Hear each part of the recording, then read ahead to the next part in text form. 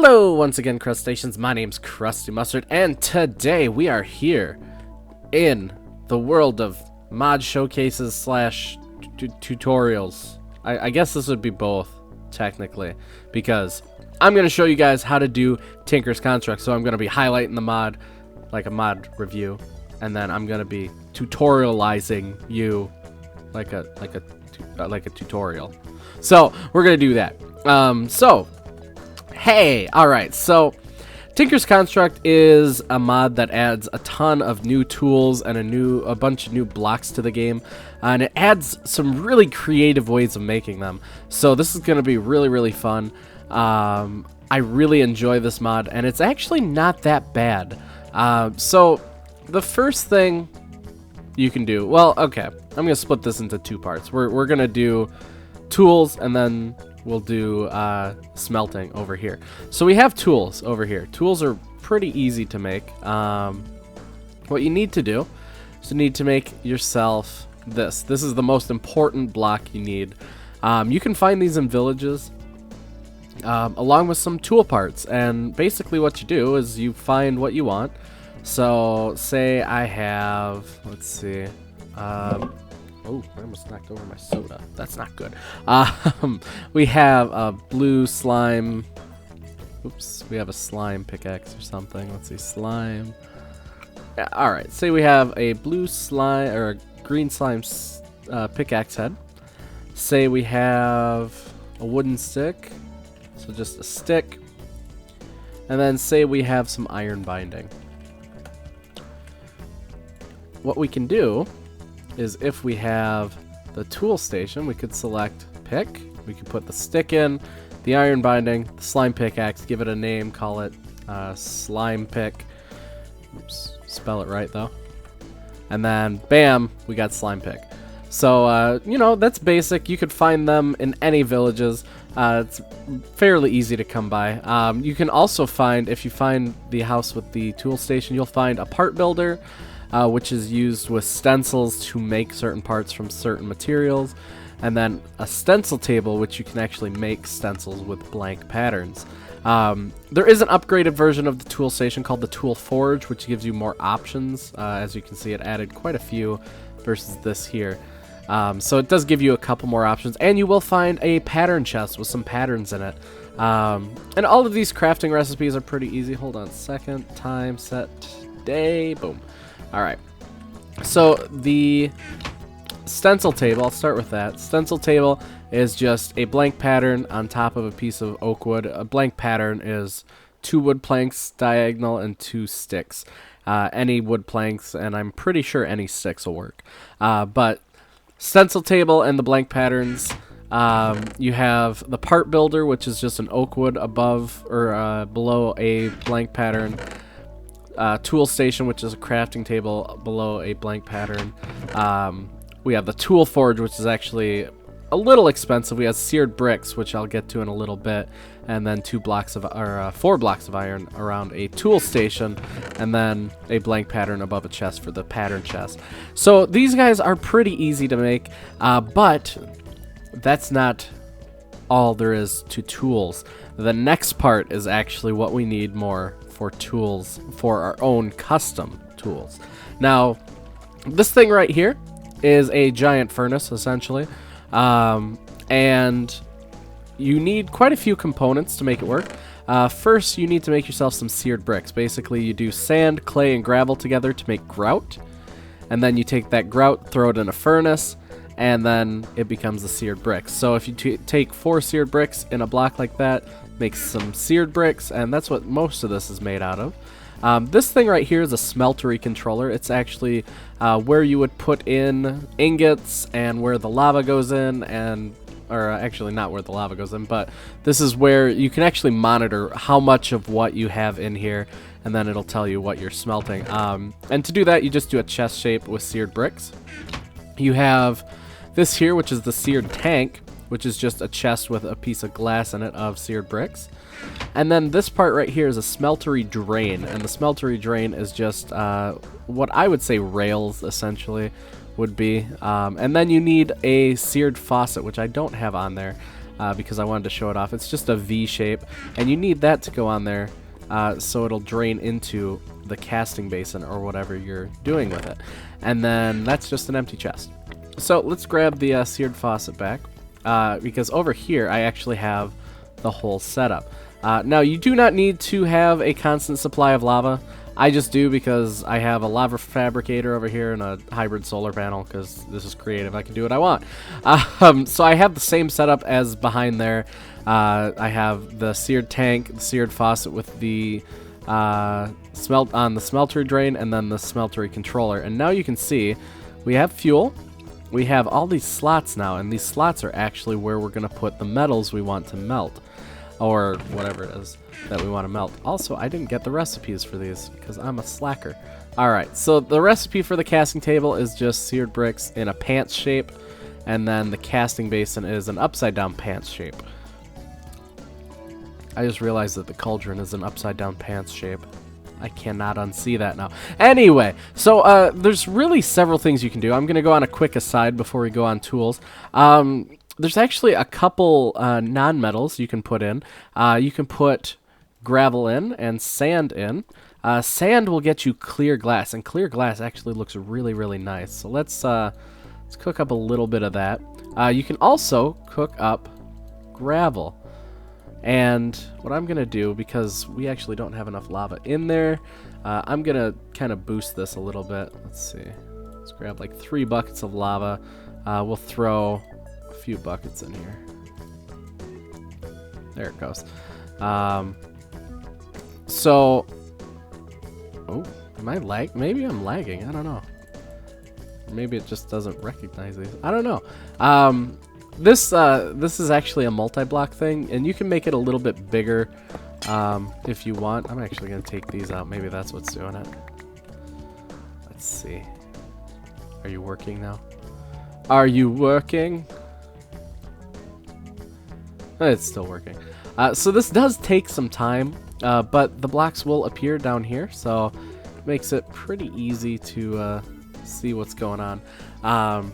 And once this actually is done, we'll actually be able to use the casting basin. Now the casting basin is for blocks, whether it be you smelted down all your iron ingots into an iron block, which would be incredibly inefficient. I don't know why you'd do that. Or whether you threw a bunch of sand in there like we did and you want to make it into something. So once the sand is done, hurry up sand, you're taking forever. Let's get out the gravel too while we're waiting. We'll do 1 piece of gravel because it'll take a while. So you will see them in here. Don't step in here either because it's hot and you will burn yourself.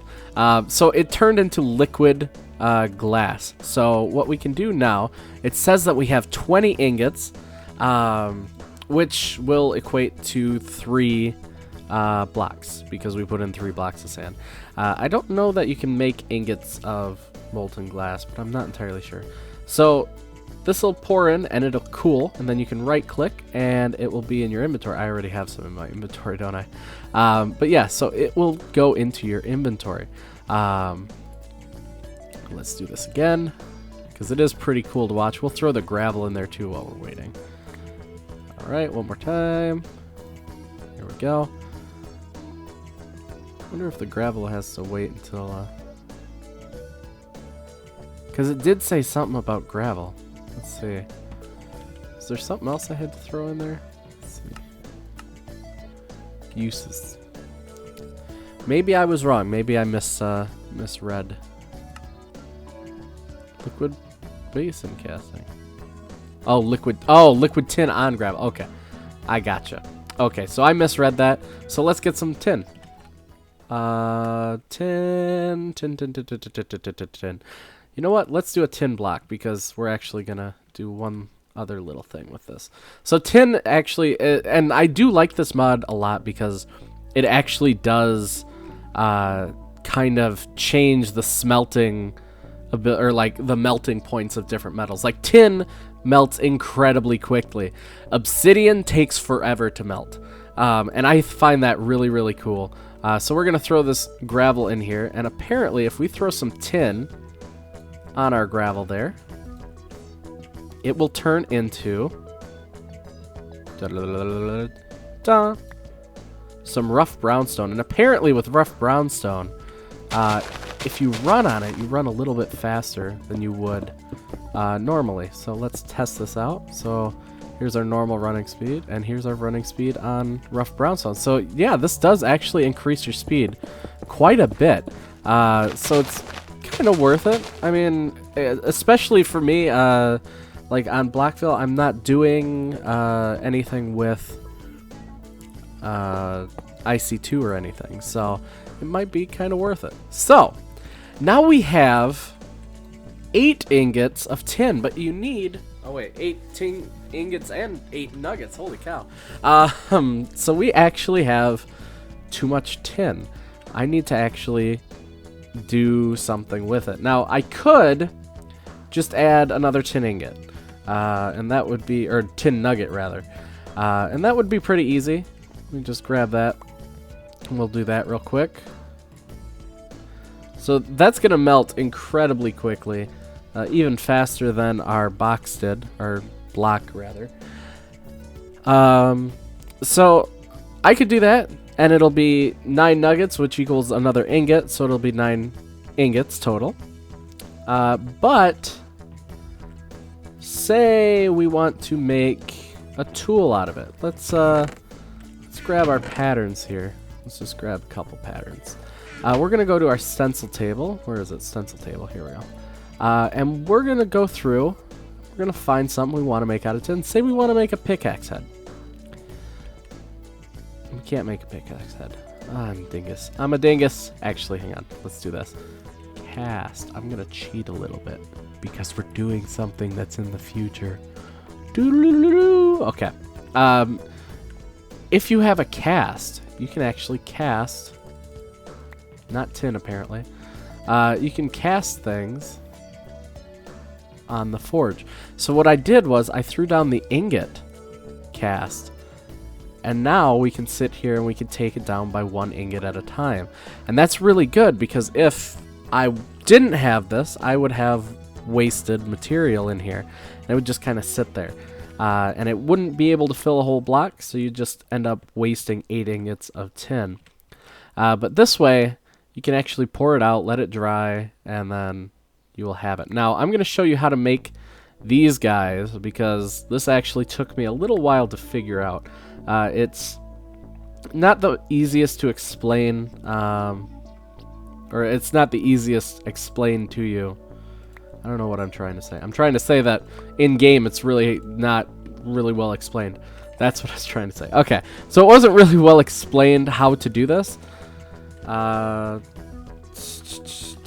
set day. Okay. So what you have to do to make these casts is you have to first build a stencil. So say we want the pickaxe. Alright, so we got a stencil, and you go to the part builder. Now when you go to the part builder, you want to have something with you that you can make the object out of. So I'm gonna make it out of wood. So we have the wood pickaxe head. Alright. Now what you can do is you can move this. Oops, actually I didn't need to move that. And we're gonna throw the pickaxe head here. Now what we need to do is we need to grab some gold or some aluminum something, but it's just easier to use coal because the other one requires you to smelt a bunch of tin and some obsidian and some iron, I think. Or no, it's copper and tin, or copper and aluminum, sorry. And you have to get the ratio right, and it's just way easier to use gold. So you throw 2 gold ingots in here. You can see them. They look like snow blocks, which is kind of cool.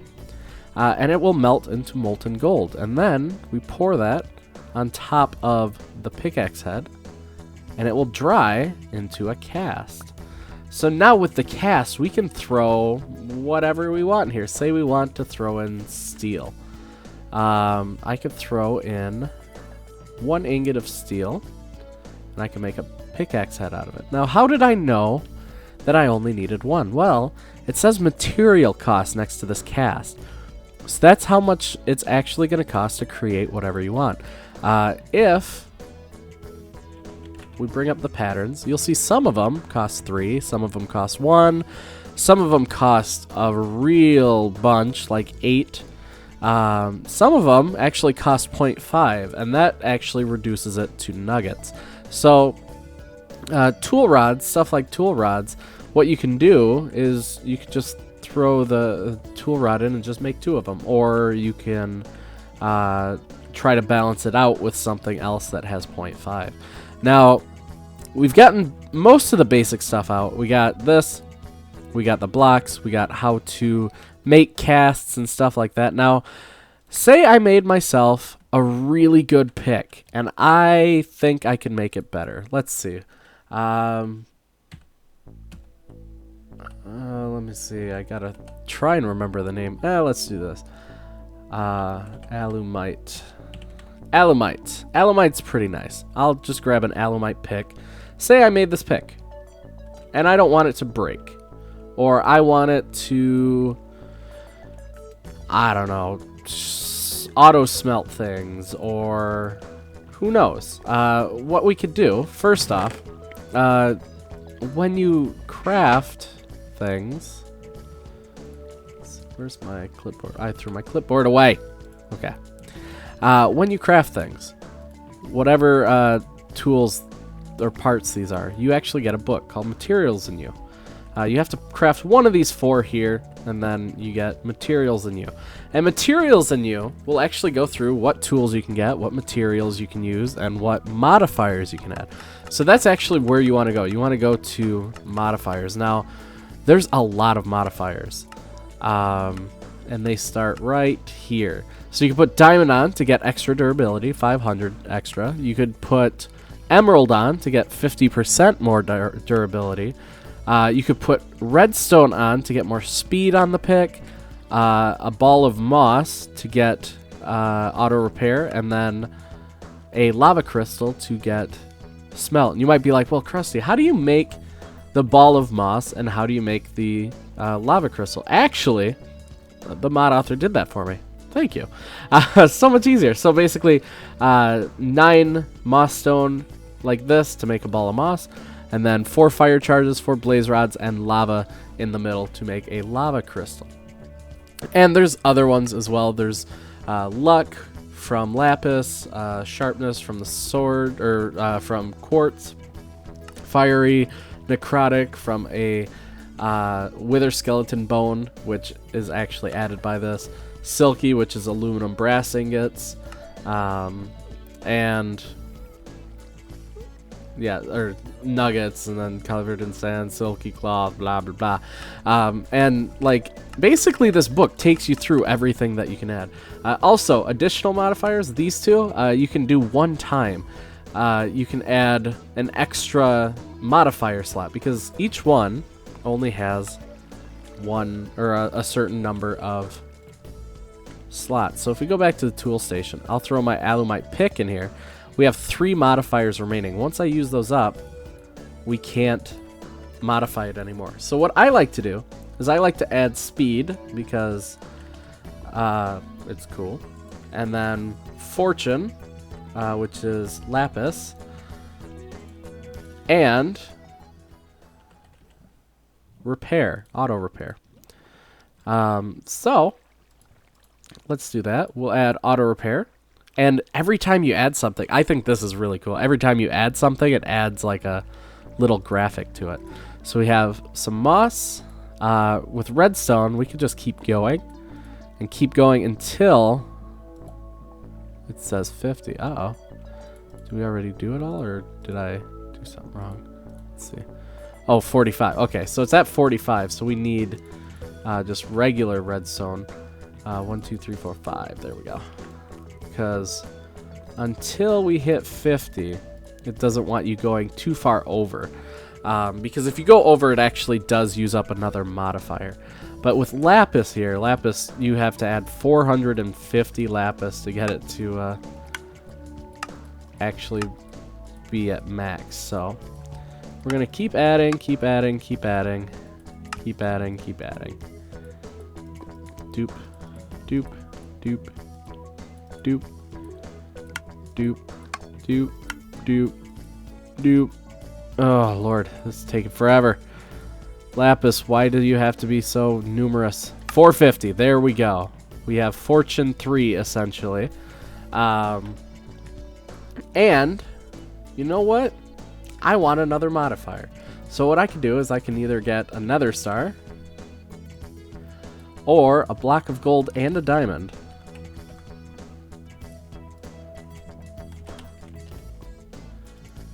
And what I can do is I can put this like this, which will add another one. And I can put this right here, and that'll add a second one. So we have 2 more modifiers. I like to get diamond, and I like to get emerald, because you'll find out that it actually uses it up quite a bit less. Add 50% and then add 500 on top of that. And I did try adding 500 and then adding 50% to that. It doesn't work. It doesn't stack like that. But now we have a really good pick, and we're gonna go into normal mode. Actually, hang on. Let's get some ores. Ore. What do we got? Let's get some diamonds. Let's throw 64 diamonds down. We're gonna test this out. Just on our average ore vein here. And then let's get some obsidian. Let's make it kind of a practical one. So we're gonna have some obsidian in here. So say we were digging and there was some lava or something. So game mode 1. Okay. Oops. No. Game mode 0. There we go. All right. So as you can see, it digs through the diamond pretty quick. The Fortune 3 is really multiplying the diamonds. Holy cow. Look at all those diamonds. Let's see how long it takes for obsidian. I would say this takes about as long as diamond. This isn't the strongest pick either. It's pretty decent. I mean, it's diamond level at least. But it's not the strongest. There's quite a few other ores that we can make. But this, you know, this is pretty decent. I like this pick. It's not bad. And if we stand out in the sun, it actually repairs a little bit faster. The moss works a little faster if you're out in the sun. So we should actually see this auto repair here in just a second. But yeah, that's exactly how you make a tool and how you modify it. And really, that's about as far as I can go in one episode. If I go on too much longer, it's just going to be like a really long video that nobody wants to watch. So I think that's going to be where I end this. If I find out some more cool stuff about this mod, I will add on to this as a part 2. Don't forget to leave a comment on this video and tell me what you want me to do for the next TMM. If you want me to do a tutorial, let me know what you want me to do a tutorial on. If you want me to do a mod review, leave a suggestion as to which mod review you want me to do. And if you want to see me do a minigame, let me know which minigame you want me to do and with who. So yeah, that's everything, guys. Don't forget to comment, like I said. Don't forget to follow me on Facebook, because people haven't been getting notifications for my videos still. Don't forget to RSVP for the fan meetup as well, which is happening on the 17th of August, which is in, I think, 6 days. Holy cow. That's coming up really shortly here, so you have a little bit of time left to RSVP. Other than that, my name's Krusty Mustard, and I'll see you guys next time. Bye!